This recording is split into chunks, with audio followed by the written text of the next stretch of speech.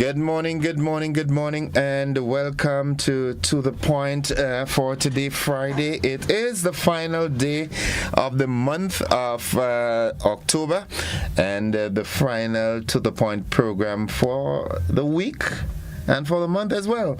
So it's a lot of finals, but it's a first in some cases. It's the first time we are having Mr. Alister Archie Bain, lovingly called Archie, Alister Bain. He's representing the movement this morning. Good morning, Mr. Bain. Good morning, innocent Archie. Archie, all right. Yes, okay, Archie. And it's not my first time in studio. It's one of several occasions. I think every time I come here, I represent a different entity, or a different demographic. But man of many hats. Yes, sometimes. But this morning I'm wearing one hat. Okay. And focus on one matter. Okay. So, all right. Well, we're here this morning, and you are representing the movement. But before we get into the core of the conversation, for folks who have never interacted with you before or never knew who Archie is, or Alister Archie Bain is, tell us about Archie. I think those are a few persons probably. Alister Archie Bain. I'm from Fontenoy. I'm from the Point. Born and grew up in the Point. I've served in different capacities across the years, at national level, at regional level. I have been engaged in community activities and community development all of my life. In fact, my life work has been around community development and in areas of national development. I come from a very strong, very close-knit family, several sisters, and we try to ensure that family unit remains strong and committed and support each other. Okay. All right, so that's Archie in a nutshell. And for those who have been following the recent politics of Grenada, they might be saying, well, how come you're representing the movement? I know Archie as a staunch NNP. Tell us, isn't that the case? The movement is not just a political party, and that's the real why. The movement is it's an avalanche of change. It is an organization that has emerged from the people of Grenada, by the people, where national priorities have become the order of the day. It is an organization that intends to close a gap of political division that have been soaked over the years. And I hear you in terms of my past political affiliation, and I believe that we would have played a part in that political division that is now across the country, and we believe that we have a responsibility to close that gap. Grenada is for all of us, and opportunities and participation in national development should not come about because of party colors. We should not be waving a party card in order to participate in national development or in order to have opportunities. The opportunities here, what you should be waving is your qualifications, your ability, and your diligence to perform. And that is what the movement is about. That is why I'm here. That is why I am associating myself with the movement. It is for the persons, that almost 30% of the electorate who did not show up at the last election, persons who have become disillusioned with the political offerings that are now available to us. We are that change. And for folks who might be inquisitive as to, okay, they might be saying, okay, so actually, did you just wake up after, aligning yourself with the NNP for all these years? And as Oliver Samuel out of Jamaica would say, perhaps you just jump on the movement train like that. What would have caused your eyes to open to see something differently? I would answer that in two ways. Coming out of the 2022 election, I think most of us were surprised at the results. But in hindsight, we should not have been surprised. What we saw is a political disconnect between the people and the powers that be. And if you were to ask me, like several other persons, in January or December of 2024, if an election was called late 2024, I would sit at home and not vote. I had reached that point where I was so disillusioned with the political parties that are on offer that I would not have voted. And I'm someone who has always clamored and always campaigned and asked people to vote, regardless of who you're voting for, regardless of its jurisdiction. If it's a U.S. election, I call my friends and say, no, you need to vote. You need to vote, you need to go out, you need to participate. People have died for this opportunity. And I got to the point where I say, I cannot. Oh, so you're saying that if the elections were called, or the election was called in December of 2024, I would have stayed at home. Okay. It was that bad. So it was not just a matter of getting up and saying, no, I am moving with another organization. When the momentum of the movement became a reality, I saw the opportunity to associate myself, because what the movement is what I'm aligned with that type of philosophy of people working together, of closing that political divide, of stopping the politics of division, stopping the politics of fear. Several persons, even professionals right now, would not voice their political opinion because of the fear of the victimization of family members. And it has been going on for years. So it's not something new, but it is becoming really acrid at this particular time, and it needs to stop.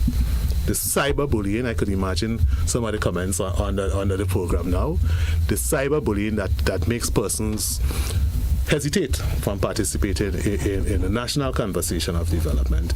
If you do not sing the song of the choir, you are treated as an outcast. And you see the political fall, you see the economic fallout that sometimes fall on you and your relatives. That needs to stop.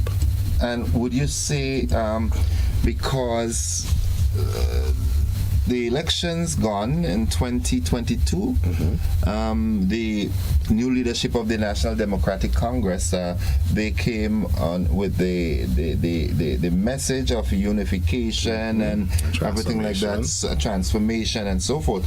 So would you be right in saying that victimization is still the order of the day in this expression? When we are told to show your party card in order to get benefits or in order to participate, you tell me whether victimization is happening or not.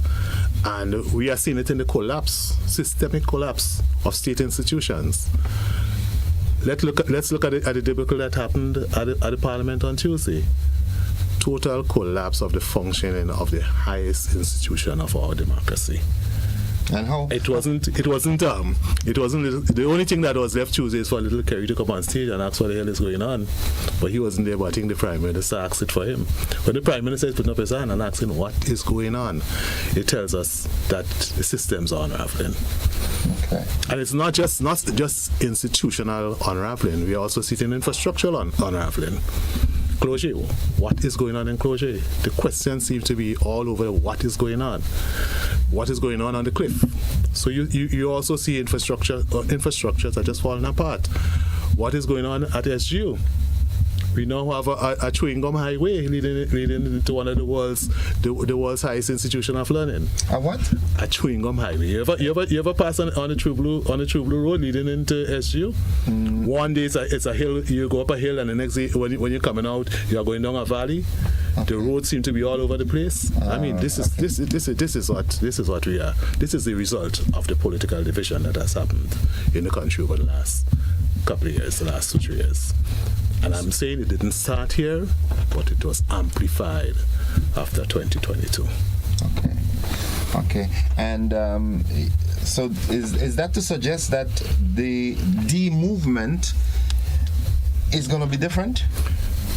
What would make it different? The movement is not just a political party. It is a time in the history of the politics of our country. And the political party that is going to be launched from the movement on November 16th is one that is going to be different, one that is aimed at bringing people together, aimed at bringing Grenadians together, regardless of what political affiliations you would have had over the years, regardless of what color jersey you wear in the next election cycle, regardless of which part of the globe you reside, Grenadians who are interested in development of the country. And we are here to represent that 30% of the voters who did not show up at the last election, those who showed up and are now disillusioned with the promises that was given to them. These are the persons that we are here to represent. We need leadership in the country. There's a void in leadership. The drums of war are beating at our doorsteps. Where are our leaders? Where is that conversation? Where is that decision? A request was made by the U.S. in August. 3 months later, one politician, one of the 15 members of Parliament has stood up. Peter David is the only politician who has stood up and made his position clear on that request. The request for the placement of satellite and other assets that would facilitate military aggression against a neighboring country. One politician. Where is the opposition on this? Have they joined the silent majority? Has handcuffs been placed on their mouths? Or are they, as the majority of Grenadians, bawling with their mouths closed? Where is our leaders? We can't continue to kick that ball down the street. Leadership is about decisions, and where is the decision about that? Where is the transparency that we were promised? That request we now understand was made in August. When did it become public information? After journalists leaked the story. We are hearing about a request for Grenada to accept deportees from other jurisdiction. Where is the information on that? Is that also being dispensed on a need-to-know basis? We need to know, as Grenadians, we need to know what is going on.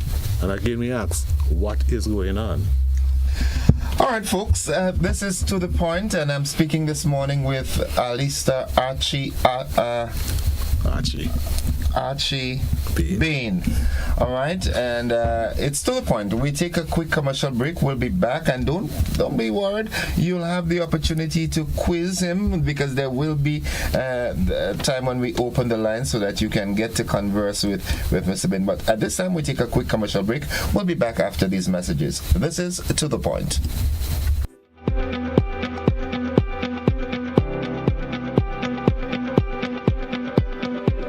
Grenada, get ready! GBN and the Ministry of Education presents Christmas Harmonies 1.0. The inaugural primary school choir singing competition, December 5th, 1 p.m. The Grenada Trade Center. 15 schools, magical voices, and fierce competition. Cheer for your favorites in categories like Overall Champion, Most Creative, Best Solo, and Best Group. Entrance, adults $10, children $5. Don't miss the holiday magic. Christmas Harmonies 1.0, where Grenada's brightest and youngest voices shine. Be there.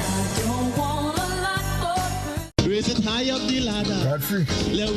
But guess what I see after a long time now? Magdalene for Sharon. True boy? Yeah, boy. And Mr. Man, it's not Magdalene for Sharon. It's Magdalene for Sharon. Not Magdalene, you tell me, and Sharon. Mr. Magdalene. Magdalene for Sharon. No Magdalene and Sharon. Typical Grenadian. All you always pronouncing people name wrong. But listen up, partner. Doc Liver is here. I see Doc there with Joe Mania. Hear you. Joe man, by Joe man, by.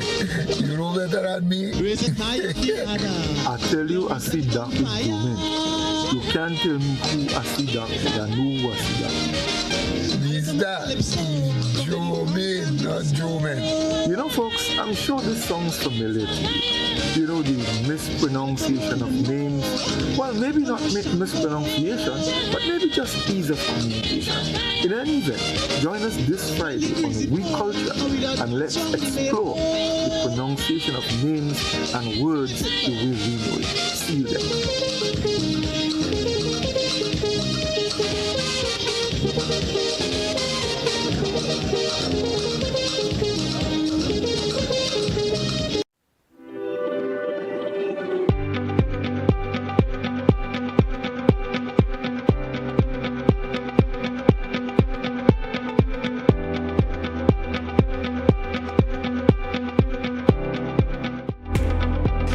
Welcome back, viewers and listeners. This is To The Point, speaking with Mr. Alister Bain, representing the movement this morning. Mr. Bain, welcome back. And we ended on a note there.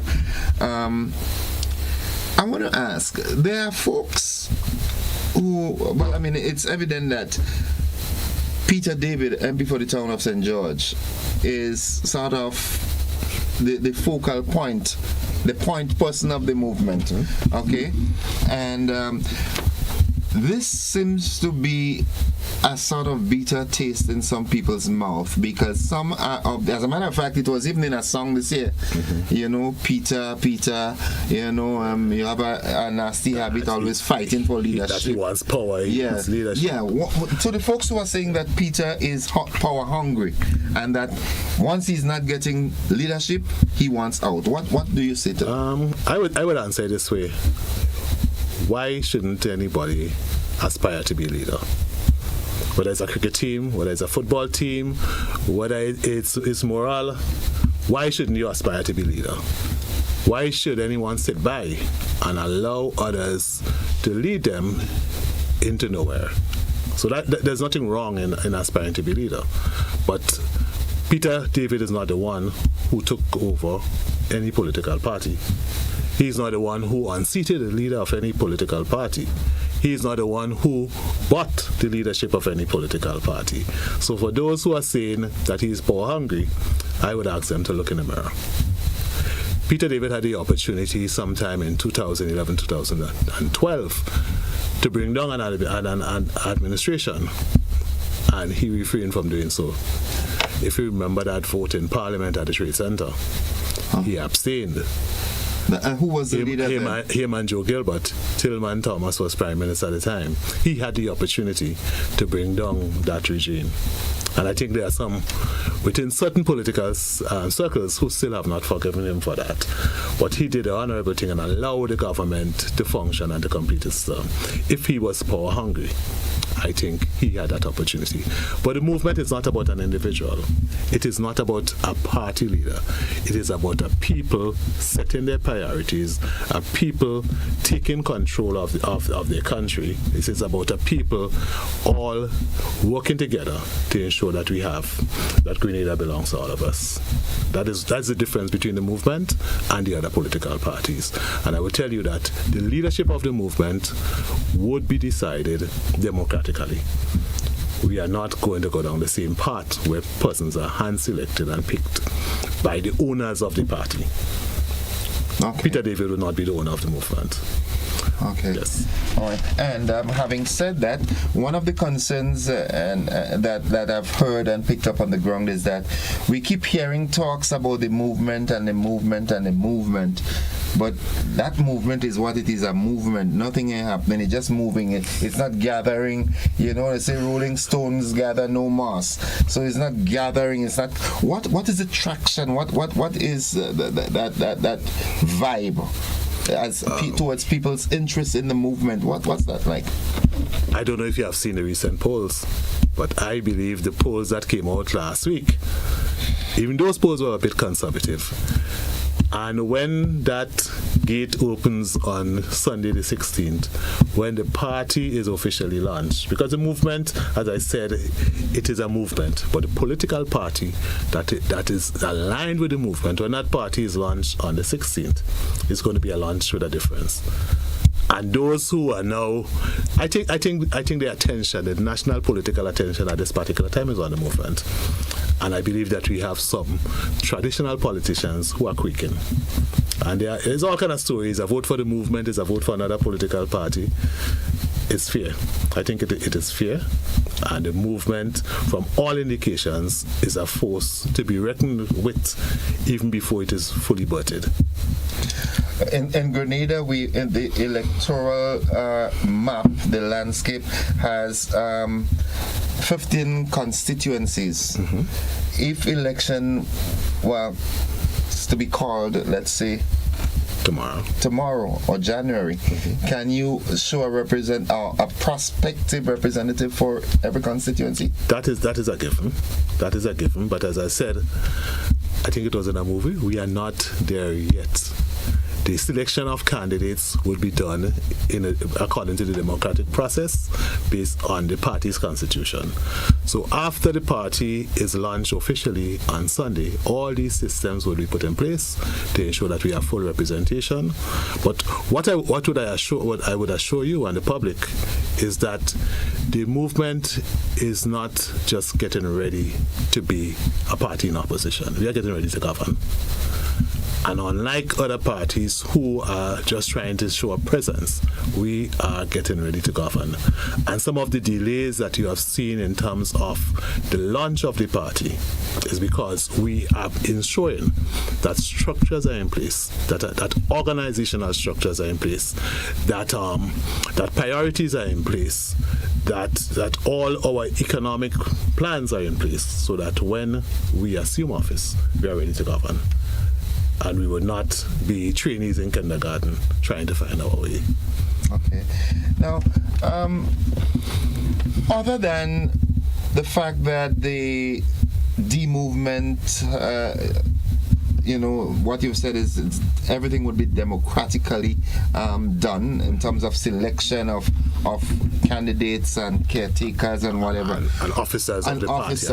What are the other intrinsic differences from the current political parties that we have? Because I ask this because when you look at the political landscape, NDC, NNP, these are the two main parties. There are other parties, but they haven't made much of a substantial difference. So they are basically the two parties that have been around for eons.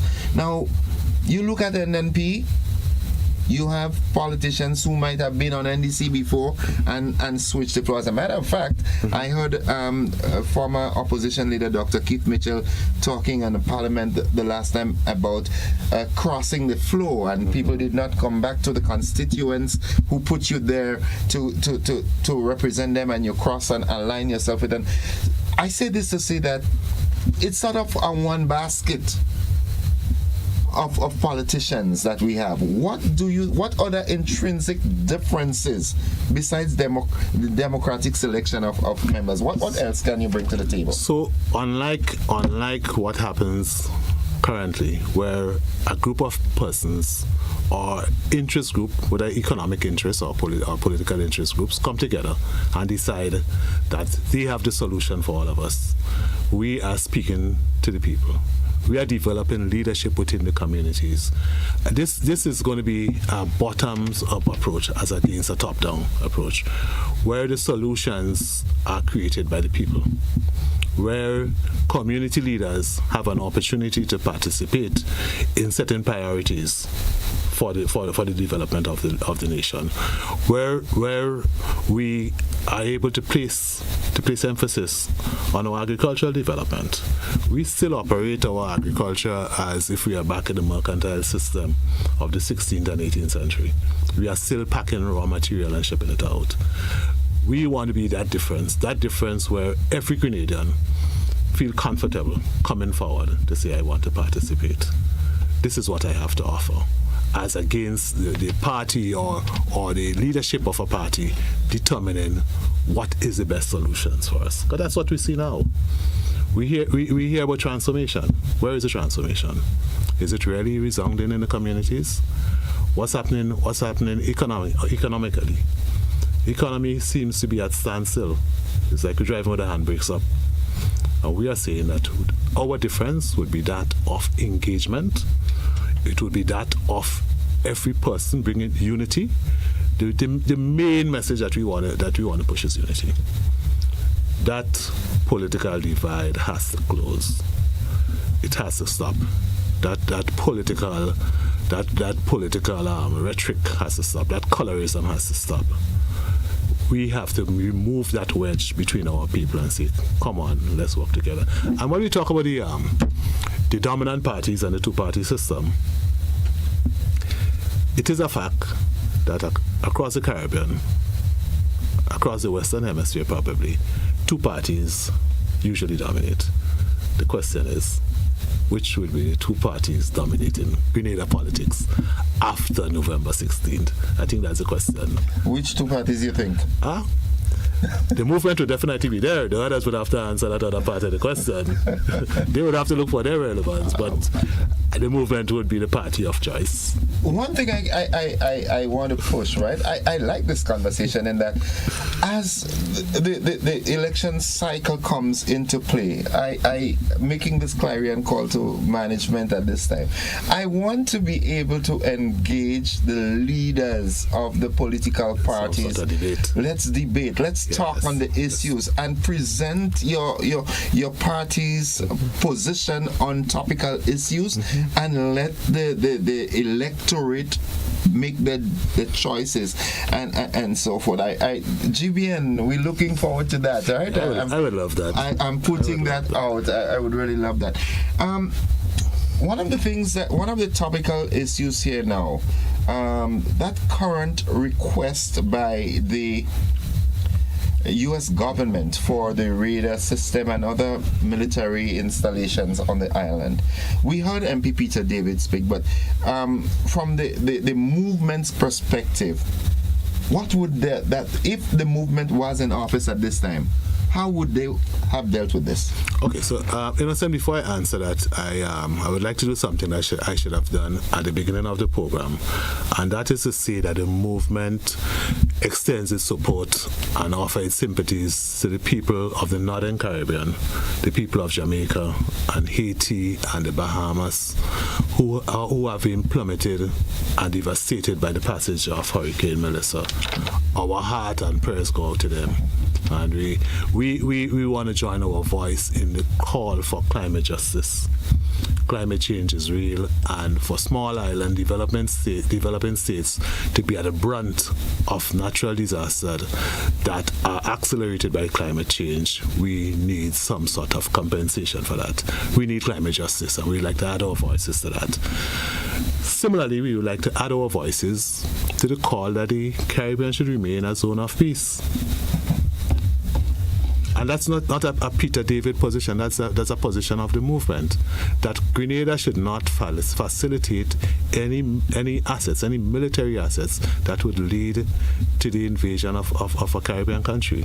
And when we look at Venezuela has been good to Grenada.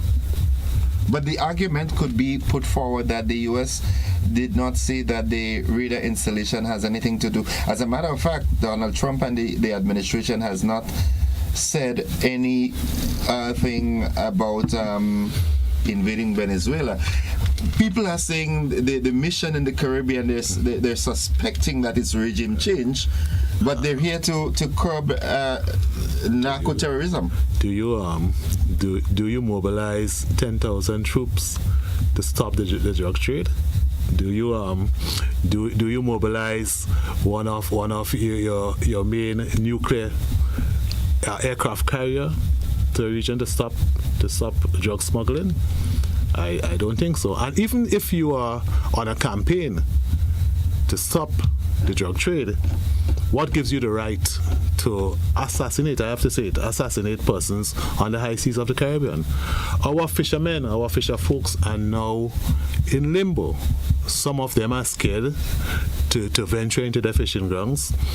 And even if that challenge was not there, then they have the question. The new year is quickly approaching, and usually you look forward to the new year with hope.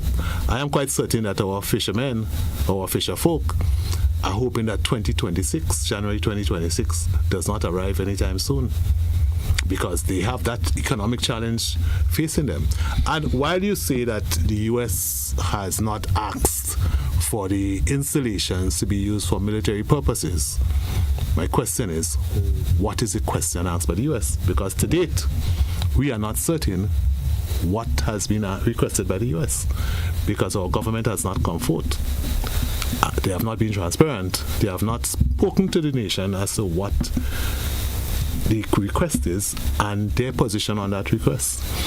And I know at Tuesday sitting of the Parliament, the Prime Minister was supposed to make a statement related to that request. But again, if the Parliament is dysfunctional, then I guess he doesn't even have that opportunity to make those statements when the Cabinet is unable to function. Okay. There's another burning issue here that I want to hear the movement's position on it. We've heard it in the media, social media, and otherwise that situation with, I must now say, former hierarchy of the RGPF, Tafawa Pierre, who is claiming that he was asked to resign or retire. And he said it, I heard it, where he said the Minister of National Security, who happens to be Prime Minister Deacon Mitchell at the time, said he has lost confidence in him and so forth. So the Public Service Commission has asked him to retire, take early retirement, or what's the... I'm certain that the movement would have heard about this. What is... My answer to this goes back to a question of conflicts of interest, because sometime after the 2022 election, we heard the same Minister of National Security making a statement that Grenada is too small for there to be conflicts of interest. But now, senior police officer is being asked to step down from his position because of a perceived conflict of interest. And we are saying, as I've said earlier, no to political victimization. Let us provide the environment for every Grenadian to contribute to national development, regardless of who your wife or your husband is, regardless of who your parent is. You should be given the opportunity. And if you prove otherwise, if you prove by your actions that you are working against the best interests of the state, then action should be taken against you. But you should be given a fair chance. And that is our position. Folks, it's 24 minutes on to 10 o'clock, and this is To The Point, speaking with Mr. Alister Bain, representing D Movement. Before we take that commercial break, this D Movement, sometimes it kind of hard to is there going to be a different name for the party? Come Sunday, and you would come Sunday to the 16th at the Trade Center, and that would be clarified. Yeah, but the movement is, as I said, is a political avalanche that's happening. Okay. The movement is not necessarily the political party. It's a political force. Okay. Folks, we take a break. We'll be back after this. Don't you go anywhere. It's To The Point.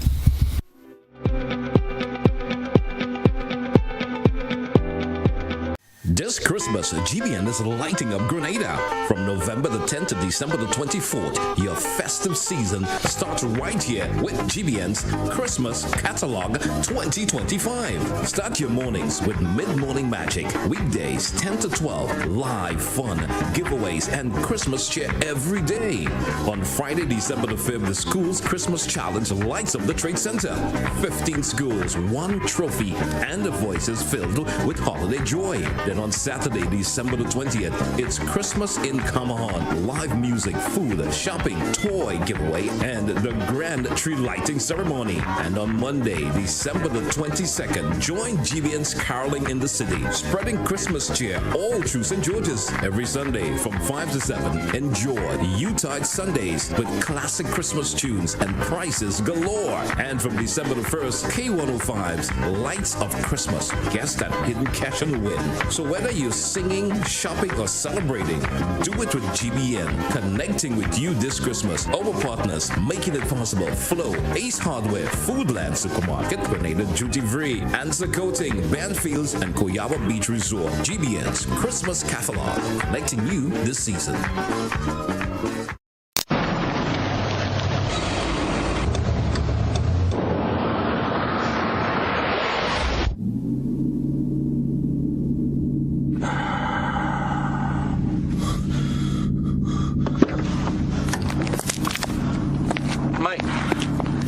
So sorry, I thought there was time.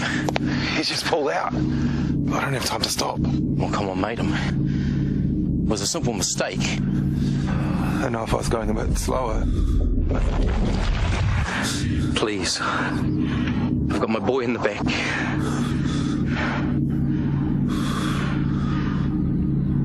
I'm going too fast. I'm sorry.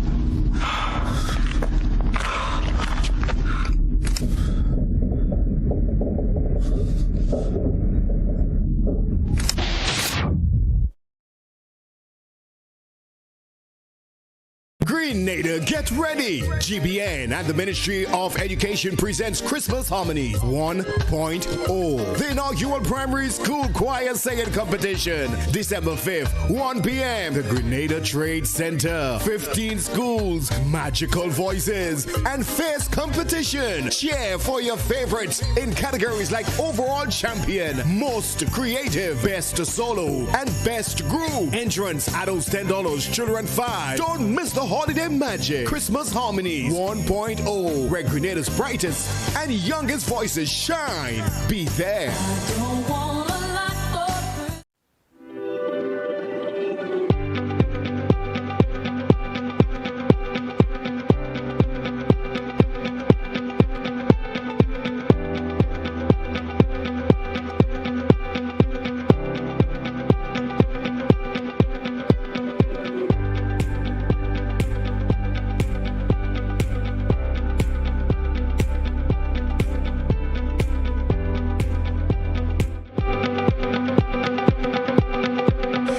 Welcome back, viewers and listeners. This is To The Point, speaking with Alister Bain, representing the movement.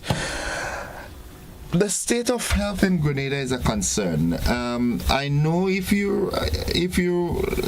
a phrase that usually comes around with political parties and politics, especially with the election cycle just around the corner.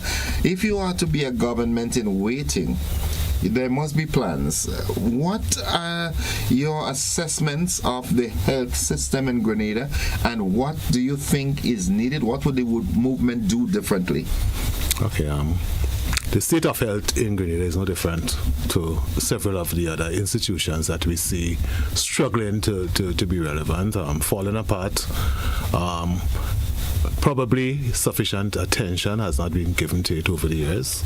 And while we hear about Project Polaris, which I think is a good idea, but sometimes doing the right thing wrong is worse than doing the wrong thing. So we need to, while that major project is being developed, we need to address some of the institutional deficiencies. The question of primary health care must be addressed. The full utilization of our district health offices must be addressed. Proper compensation for nurses and doctors, that has to be addressed. We cannot continue giving our doctors and our healthcare providers honorarium. Honorarium doesn't add to the value of their pensions, for example. It doesn't give them the comfort to go to a financial institution to raise capital for their mortgages and so on. So we need to fix those. How are we going to change? How are we going to change the way we attend to health? Our attitude to healthcare provision, those things have to be addressed. While the major projects are being developed, we have to fix some of the small institutional weaknesses, and I believe that is where our focus would be.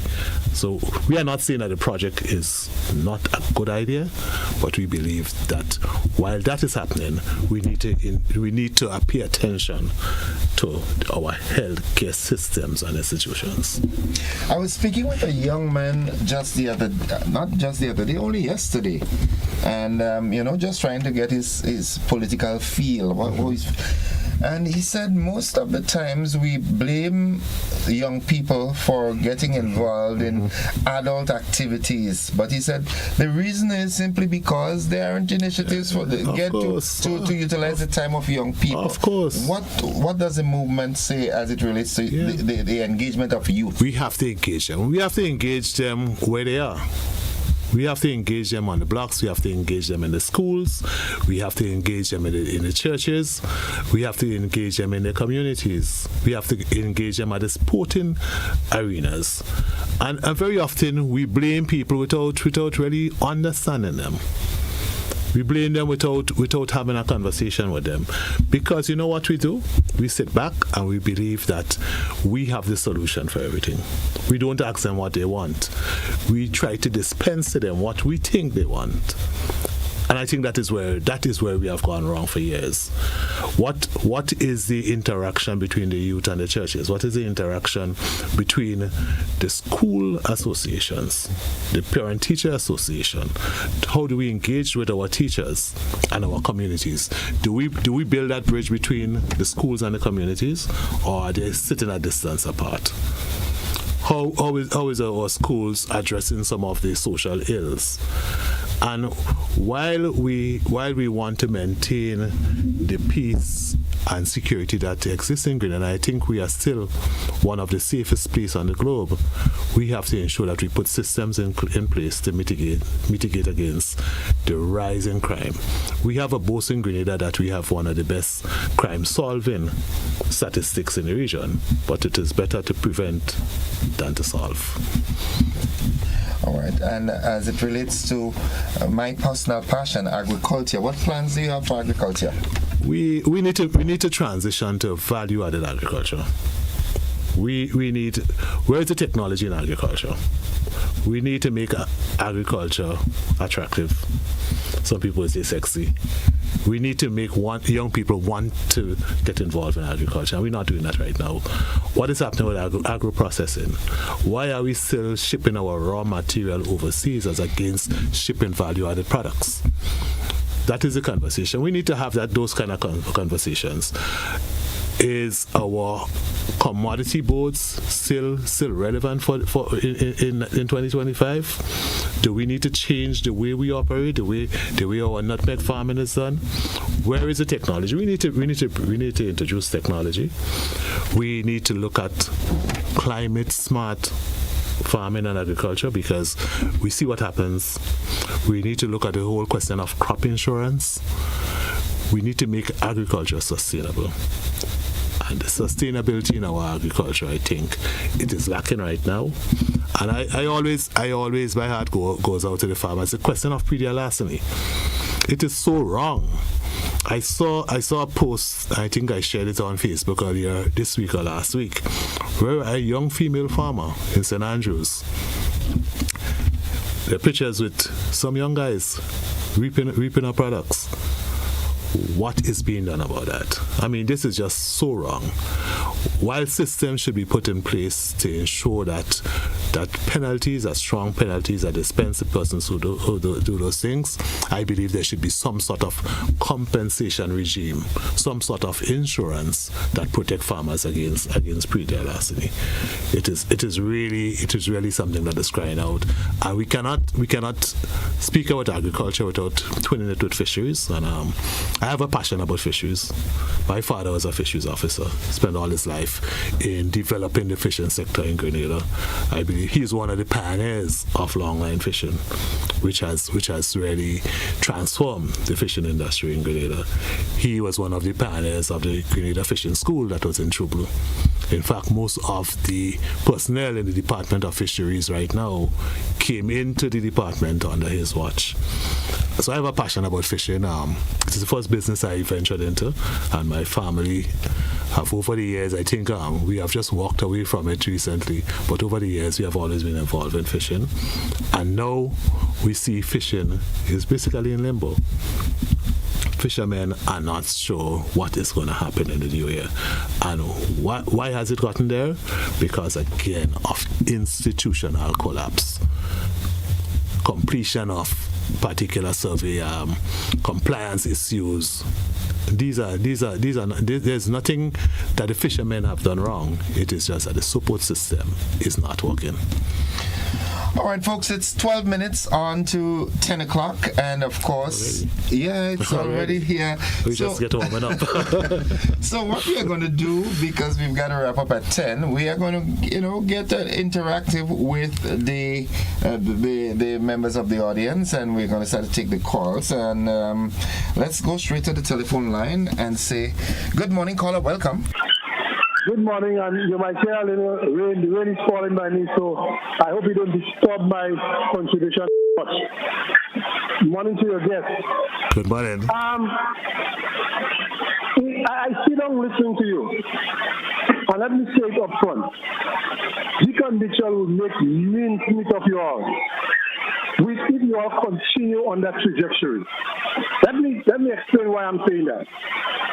You, Mr. Bain, as long as I remember, part of the NNP and its hierarchy.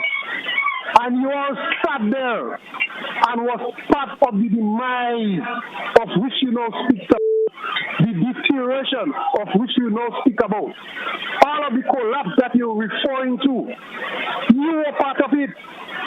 The only reason why the movement is being spoken about now is because Kit Mitchell, in his own wisdom, best known to him, decides he's not giving up leadership to Peter David. That is why the movement came about. All along, and others who are part of the movement, sat there and kept all your mouth shut. The demise of those institutions that you speak about. So Deacon will make mincemeat of you all. And you have to give appreciation, Mr. Bain, that this administration is trying the best of the limited resources that they have and the extent of that degradation of those institutions. And you now have the gut, the belly, to come and speak about that. Let me give you the advice given to the NNP. You all need to change your modus operandi. Yes, this administration is not perfect. No, they are not perfect. I would admit that. As a supporter of the government, I would admit they are not perfect.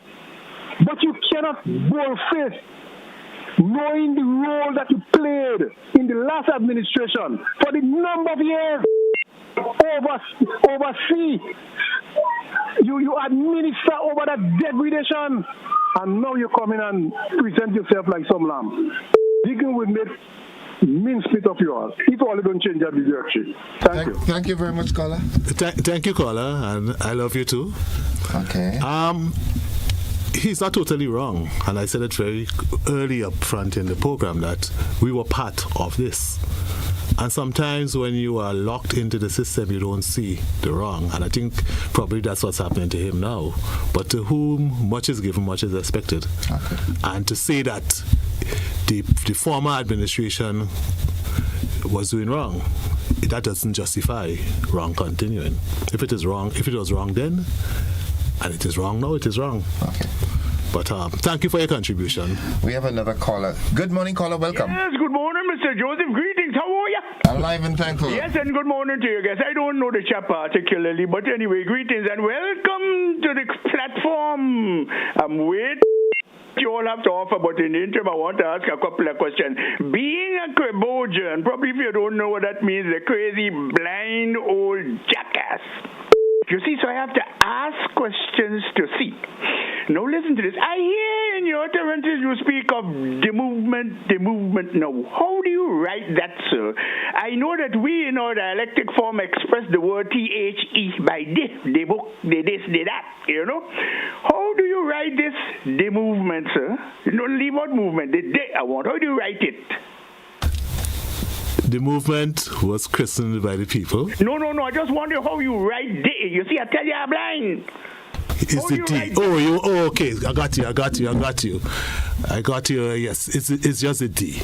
Capital D. And movement. Just a letter D. You see what I tell you? Why people like me have to ask questions. So it is the movement, not the movement. The movement, because the letter D. By the people. Thank you very much. The second one is this, and this is a powerful one. Information abounds that Grenada is still a colony of Great Britain. There's no doubt about that. I ain't going into the details, but I recommend that you read that document published in 2002 by Nicholas Liverpool et al. So? No. I asked the questions. The particular question. What's the proposal of the movement or the political party that shall emanate from it when it is launched? Because here in this country, every day we launch it, but you can't see what are the views of your organization, should I say, relative to the constitutional architecture of Grenada? Do you propose to continue trying to build from the window up, as we've been doing for almost 52 years, bluffing the people in a colony of Great Britain, where the king rules within the Parliament Section 23, where the king rules splitting the executive section 57? Are you prepared to continue with this maramuncia, this melee, this table, this hoax? Or are you prepared to ask the people, and you spoke about the people before, whether or not they wish to continue to live under an imperial order and council of the Queen's most excellent majesty, or we prefer to write our own constitution that collectively we can take this country into the future? I trust my question is understood, sir. Thank you very much. You have a nice day, will you? Thank you, Citizen Rollo. Very probing and provocative questions. The question of constitutional reform is something that needs national consultation on once more. And we cannot take constitutional change along party lines. And it goes back to the same thing of changing the narrative. We should not support constitutional change based on who is pushing the agenda. It should be a national agenda. For too long, we have been paying attention to the storyteller as against paying attention to the story. Let us pay attention to the content of the story as against the storyteller. Let us take our focus off the messengers. There is a need for modernization of our constitution, and that must be treated across political divides. It cannot be politicized. The question is, will the movement be engaging in constitutional reform should they form the next government? Once the citizenry requests that, we think that definitely constitutional change must be on any agenda of any administration. What is important is how do we package it? Do we package it incrementally? And I must say that the NGO being led by Dr. Francis Alexis and Dr. Wendy Grenada and so on, I think it is now in a better place to have this sort of non-aligned organization lead that charge for constitutional change as against a political party taking it up on their agenda and under their wings, and it become another political football. Okay. All right, folks, it's 4 minutes away from 10 o'clock. Let's go back to the telephone line. Good morning, caller. Welcome. Pleasant good. It's very good to see that we have the movement on a Friday, and I hope that could be their slot in engaging with the people. Right. My contribution this morning will have to do more with what is as Mr. Rollo has asked earlier on, what is the movement take on the constitutional reform? And secondly, for the movement, I think there is a lot more that needs to be done, because we have the movement, we have some people in the movement, for example, with the fishing industry. The problem that arises with the fishing industry dates all the way back to 2016, and I think more should have been done with the people that was inside there to get this thing sorted out, and we shouldn't be today using this thing as a political pundit when we know the true facts behind what really happened, some of us. Also, looking forward to the launch of the movement. There's no reason not to. Grenada, as I say, have plenty room for other political parties, and I would just like to big up the current government with things that they have going on. Yesterday, innocent as you see, they had some cricketing gears that was given out. Time I saw something like that happen was with UNICEF after Hurricane Ivan, and to see Grenada get back into the spirit of cricket again at the tender age. I hope that in the near future we could see Grenada producing a team that could probably be in the IPL or in the T20, so that's my contribution on the morning. Thank you. Thank you, caller. And I think while we would want to applaud the distribution of cricket gears, distributing cricket gears doesn't mean that we are developing cricket. Where is the institutional support for cricket and sports in general? What is happening in terms of community sports? What is happening in terms of the engagement of sports within the school system, especially at the primary school level? I went to school right in Queen's Park at St. George's Government or Backstreet School. And when lunchtime came about, you spend about 5 minutes eating your lunch and try to get out on one of the fields. And it is interesting because back in the late 1990s when the stadium was being constructed, my good friend Ram Folks was on one of these sporting programs, a Saturday program, saying that what is happening there is that we are breaking down the primary schools to build a university. And I think we see some of the fallouts in terms of the displacement. And I have nothing against the National Stadium. And I was part of, as the caller said before, I was part of that regime that would have created some of these systems, that would have created some of the enabling environment that led to the collapse of some of our systems. But they say that sometimes when you're on the inside, you don't see what is happening outside. I was rudely surprised by one of my sisters a couple of weeks ago. We were speaking about international politics and the persons who support a certain political movement in the US. And I was asking, these people, are they blind or something? And she said, but for 30 years we supported a particular political system that everything seems to be wrong about. So sometimes you're on the inside and you don't see what is wrong. Yeah. But Call, I believe we need to ensure that our systems, our institutions, from the ground up, we need to build from the ground up. We need to introduce our youngsters to cricket, to football, to basketball, to other sporting disciplines. The athletics, Grenada is on the world stage. Our culture is on the world stage. People as innocent are bringing it on the stage. Spice Mass is one of the most looked forward to event in the world right now, cultural event. So we are on the world stage, and we have to then therefore operate as though we are on that stage. We can't be playing in the Bush League anymore. We are now in Premier League.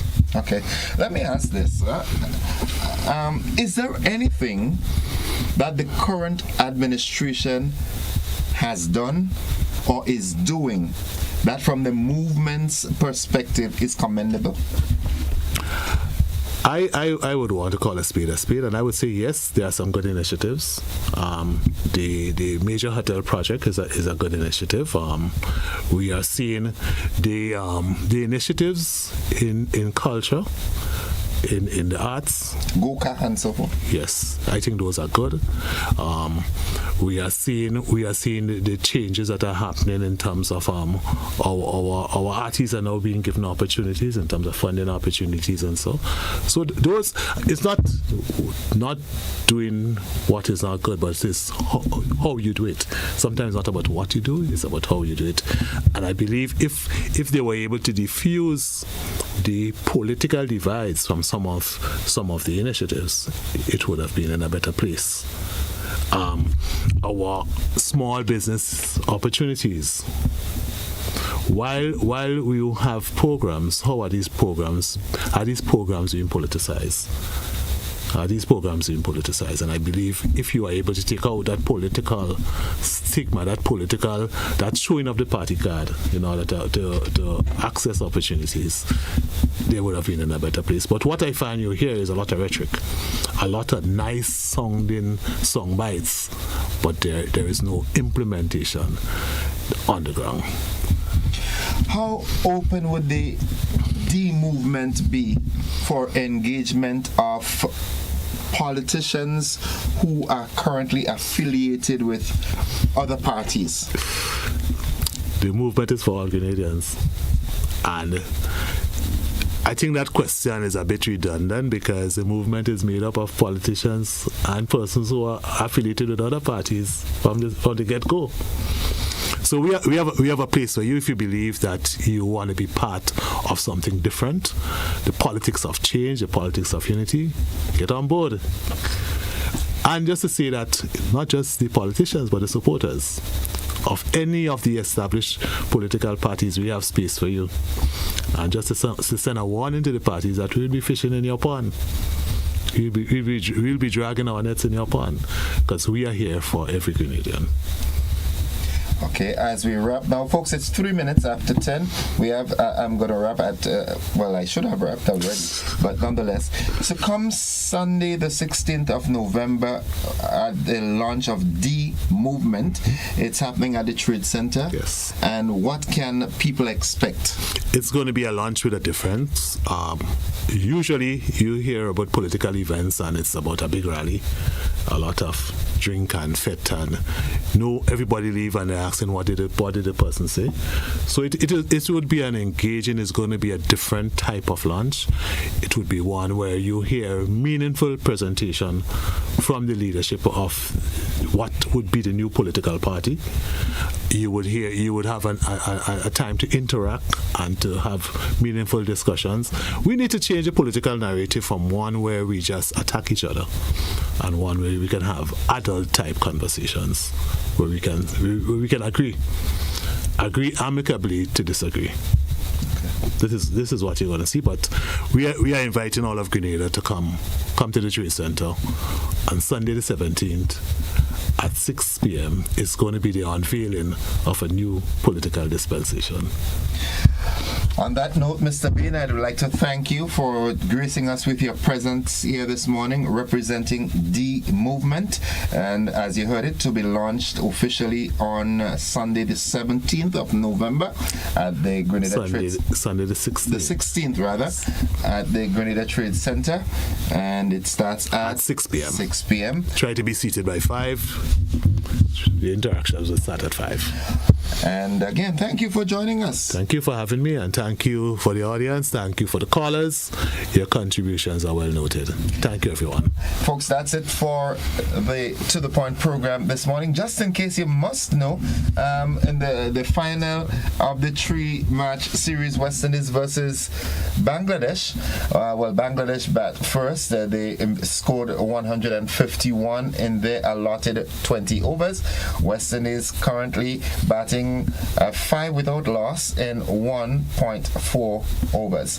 That's it for To The Point. Bye-bye for now. Have a great one, everybody.